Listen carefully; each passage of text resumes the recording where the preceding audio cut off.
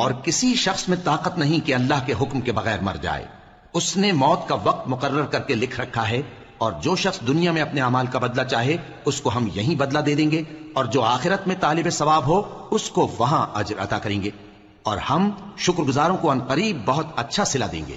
اور بہت سے نبی ہوئے ہیں جن کے ساتھ ہو کر اکثر اہل اللہ دشمنوں سے لڑے ہیں، تو جو مصیبتیں ان پر اللہ کی راہ میں واقع ہوئیں ان کے سبب انہوں نے نہ تو ہمت ہاری اور نہ بزدلی کی، نہ کافروں سے دبے. اور اللہ استقلال رکھنے والوں کو دوست رکھتا ہے. اور اس حالت میں ان کے منہ سے کوئی بات نکلتی تو یہی کہ اے پروردگار، ہمارے گناہ اور زیادتیاں جو ہم اپنے کاموں میں کرتے رہے ہیں معاف فرما، اور ہم کو ثابت قدم رکھ اور کافروں پر فتح عنایت کر. تو اللہ نے ان کو دنیا میں بھی بدلہ دیا اور آخرت میں بھی بہت اچھا بدلہ دے گا. اور اللہ نیکوکاروں کو دوست رکھتا ہے. مومنوں، اگر تم کافروں کا کہا مان لو گے تو وہ تم کو الٹے پاؤں پھیر کر مرتد کر دیں گے، پھر تم بڑے خسارے میں پڑ جاؤ گے. یہ تمہارے مددگار نہیں ہیں بلکہ اللہ تمہارا مددگار ہے، اور وہ سب سے بہتر مددگار ہے.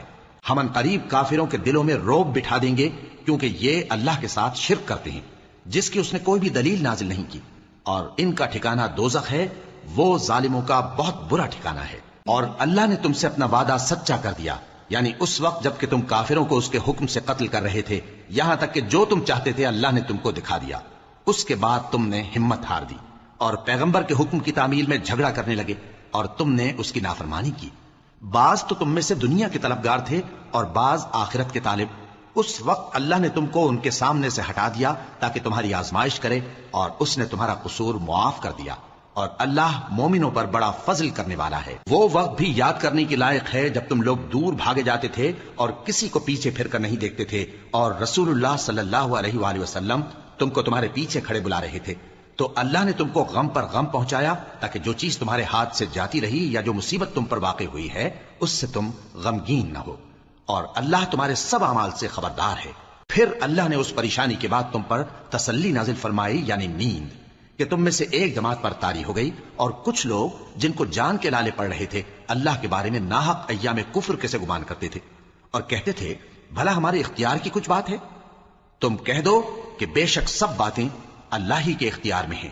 یہ لوگ بہت سی باتیں دلوں میں مخفی رکھتے ہیں جو تم پر ظاہر نہیں کرتے تھے. کہتے تھے کہ ہمارے بس کی بات ہوتی تو ہم یہاں قتل ہی نہ کیے جاتے.